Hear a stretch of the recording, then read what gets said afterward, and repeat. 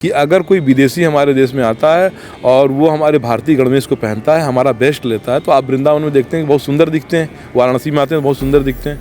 हम अपने ही देश में रह के अपनी सुंदरता, हमने उनके वेस्टर्न कल्चर से केवल उनका वेस्ट लिया, बेस्ट नहीं लिया। हम पूरी भूमि गोपाल की मान के सेवा नहीं कर रहे हैं, हम पूरे भूमि को अपना मान के उसके लिए जागृति का कार्य नहीं कर रहे हैं। अभी जो युवाओं में जो संतों का भाव है वो थोड़ा गिरता हुआ ग्राफ इसलिए है क्योंकि उस तरह का परमार्थ नहीं हो रहा है। हमारे इस समय संत शिरोमणि प्रेमानंद महाराज जी अपने मरणासन पे हैं एक तरीके से कह लो तो, और फिर भी वो जाते जाते सोच रहे थे कि कुछ नहीं बोलूँगा, क्योंकि संत जो है ना समाज की आकृति को देख के मन से भर चुका है, वो कुछ कहना नहीं चाहता है असुरों के वातावरण में। गुरुर ब्रह्मा गुरुर विष्णु गुरुदेवो महेश्वर गुरु साक्षात परम ब्रह्म तस्मै श्री गुरुवे नमः।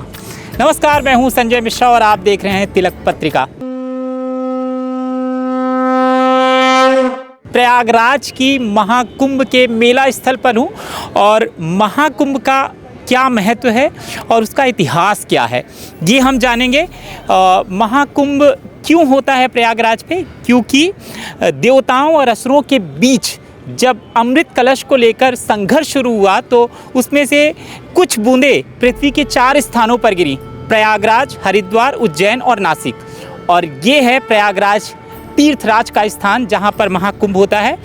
तो कहते हैं कि माँ गंगा जो यहाँ से कल कल छल छल तेज प्रवाह से बहती है, माँ यमुना जो शांत तरीके से अविरल बहती है, और गुप्त रूप में धरती के नीचे माँ सरस्वती अविरल बहती जाती हैं। तो माँ सरस्वती का जो तात्पर्य है, जो मतलब है, जो अर्थ है, वो ज्ञान से है।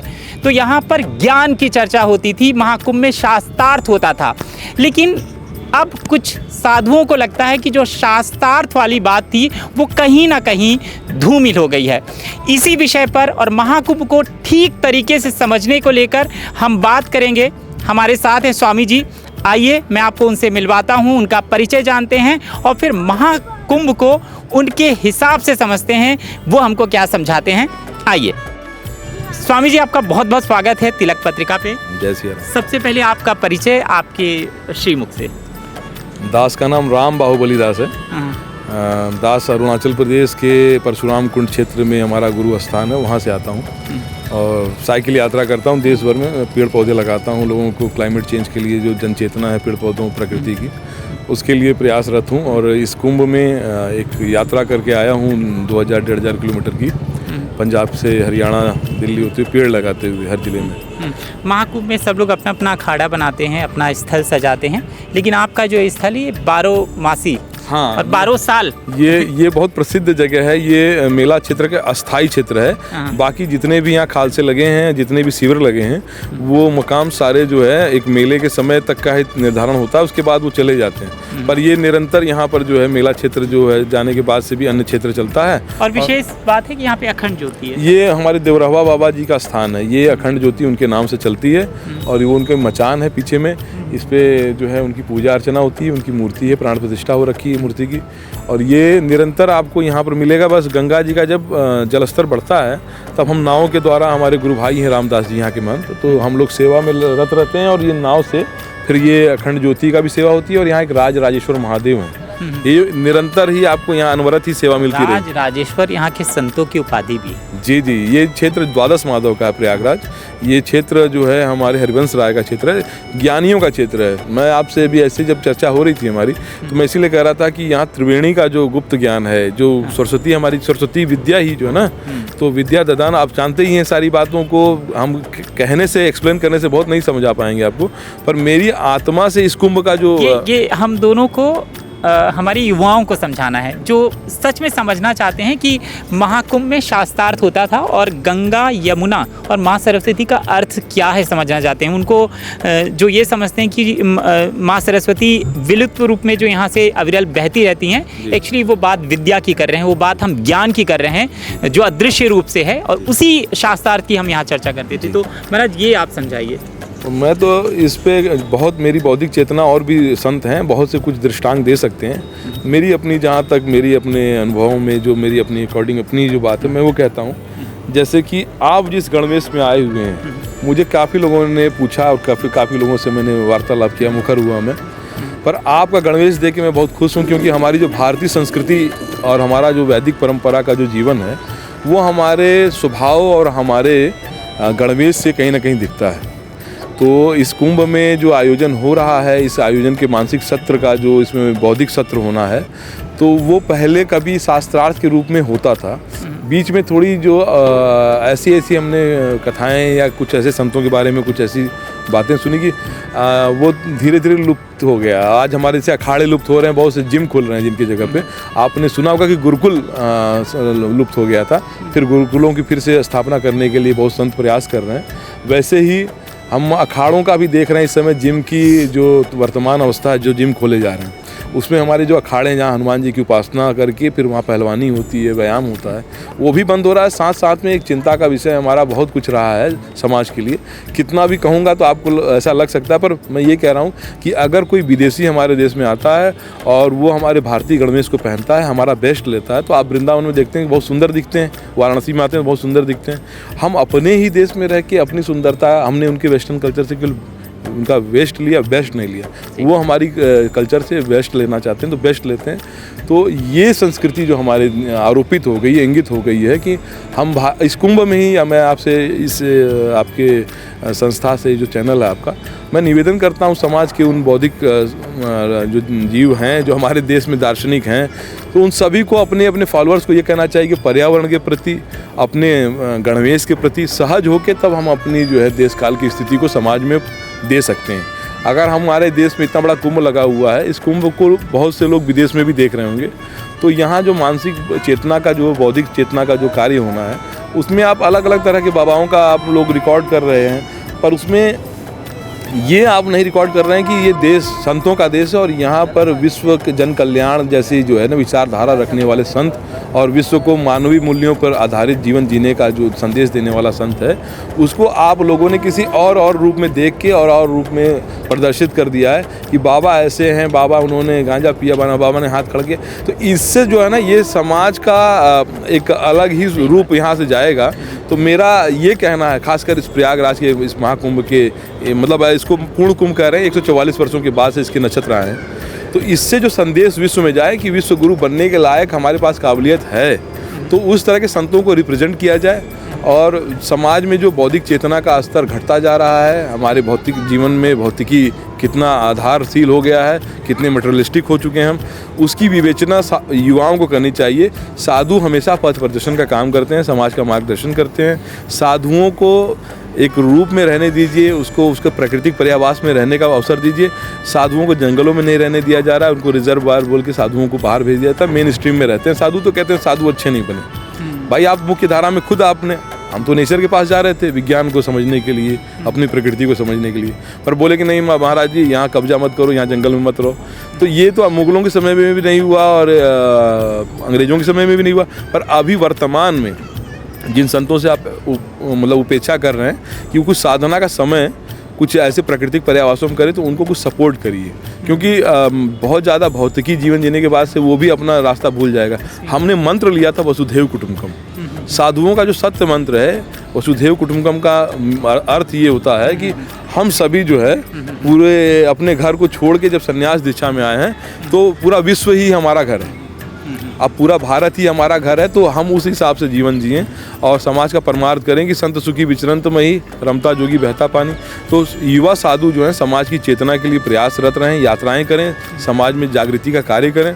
अब कोई आश्रम बना के आश्रम का विकास करे तो उसमें समाज के बड़े एक दायरे को हम छोड़ देते हैं। एक छोटे आश्रम के प्रकल्प को अगर हम ठीक करते हैं तो उसकी बौद्धिक चेतना संत जो है बड़े बृहद स्तर पर कर सकते थे।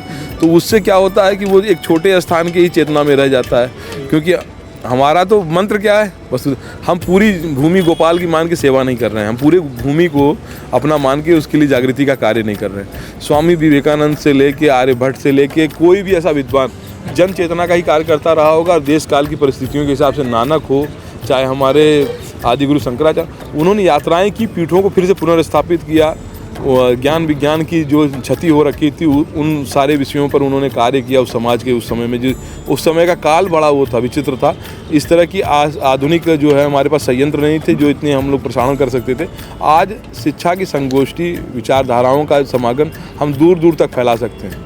पर इस कुंभ में हो क्या रहा है ये भी मैं देख रहा हूँ कि हमारे जो चौथे स्तंभ के रूप में जिसकी जिम्मेदारी है वो हमारे देश को रिप्रेजेंटेटिव होते हुए वो कहीं गलत भेज रहे हैं हमारे समाज की सोसाइटी को वो भी ना करें, क्योंकि जिस तरीके से हम अपने आप को विश्व गुरु बनने की उस पे हैं और हैं, क्योंकि हमारी बौद्धिक संपदा हमें कुछ पुरानी सिविलाइजेशन में हमारे मेसोपोटामिया इंडस वैली से लेके हम सब जब जुड़ते हैं कि अगर मेसोपोटामिया बेबीलोन से हम आते हैं और हमारी सिविलाइजेशन हड़प्पा मोहनजोदड़ो मतलब जो आप धौलावीरा से कह लीजिए या कहीं से कह लीजिए, हम आर्यवर्ती हैं, हम जो है मनु शतरूपा की संतानें हैं। तो उसको हम ठीक ढंग से अगर ऐसे देख रहे हैं कि हमारे देश के अंदर बलात्कार का रेशियो बढ़ रहा है, हमारे देश के अंदर में खान पान से होने वाली जो राजाओं की बीमारी है शुगर जैसी वो मधुमेह हो रहा है, तो हमारे देश के अंदर में क्या विचारधाराओं का ठीक जीवन में सृजन ना होना है। हमारे जीवन की जो अपनी क्रियाकलाप है, दिनचर्या है, उसमें हमें अपने मोरल से दूर कर दिया गया है भौतिकवादी सुखों के चक्कर में। अभी जो युवाओं में जो संतों का भाव है वो थोड़ा गिरता हुआ ग्राफ इसलिए है क्योंकि उस तरह का परमार्थ नहीं हो रहा है। विवेकानंद एक है, उसके इंस्टीट्यूशन बहुत हो चुके हैं, पर दूसरा विवेकानंद बनाया नहीं जा सका है। इसका मूल कारण यही है कि क्योंकि इंस्टीट्यूट बनाया जाता है, उसके अंदर में शैक्षिक व्यवस्थाएं होती हैं, पर हमारे बाल बोधपन से अगर हमें कहते हैं ना कि पूत सपूत तो क्या धन संचय, पूत कपूत तो क्या धन संचय, तो बच्चों को संस्कार देने की ज़रूरत है। तो संस्कार का जो मोरल है वो जो हमारी ड्यूटी है, उसमें आप आजकल धन दे रहे हैं, उसको इंग्लिश मीडियम की अच्छी व्यवस्था दे रहे हैं, उससे उसका कुछ नहीं होना। उसको धन मत दो पर उसको संस्कार दो। संस्कार दोगे तो वो, जैसे यहाँ बहुत से लोग हैं पढ़ाई लिखाई देश में करिए, उनके माँ बाप ने ज़मीन बेच के उनको पढ़ाया, शिक्षा का एक स्तर दिया, पता चलता अमेरिका में सेटल हो गए, USA जाके सेटल हो गए। जब हमारे जैसे सारा कुछ लिया उन्होंने, और ऊर्जा का सत्र जब उनके पास आया, जब देने लायक के लिए हुए, तो उन्होंने समाज में किसी और कंट्री को चुन लिया, किसी और देश काल को चुन लिया। तो ये सब हमारे के यहाँ बड़ी, और आप देख ही रहे हैं कई तरह की परिस्थिति है। तो समाज का मार्गदर्शन, पथ प्रदर्शन संत के गतिविधियों से होता है, पर संत को खोजा कहाँ जाए। हमारे इस समय संत शिरोमणि प्रेमानंद महाराज जी अपने मरणासन पे हैं एक तरीके से कह लो तो, और फिर भी वो जाते जाते सोच रहे थे कि कुछ नहीं बोलूँगा, क्योंकि संत जो है ना समाज की आकृति को देख के मन से भर चुका है, वो कुछ कहना नहीं चाहता है असुरों के वातावरण में। पर फिर भी देखते हुए कि मतलब उनके जीवन में इतना जो है डायलिसिस पे रहते हैं, आप सभी जानते हैं उनके बारे में, फिर भी वो समाज में जगाने के लिए 4 से 5 घंटा अपने स्वास्थ्य लाभ ना लेते हुए, अपने स्वास्थ्य की परवाह ना करते, अपने शरीर की परवाह ना करते हुए, तो संत वैसे उपेक्षित हैं समाज में, वैसे संतों की ज़रूरत है, नीड है। महाराज, ये आपके इस आश्रम का जो स्थायी रूप से इस महाकुंभ में है, यहाँ पे सबसे बड़ा आकर्षण का केंद्र है कि दीपक अखंड ज्योति है।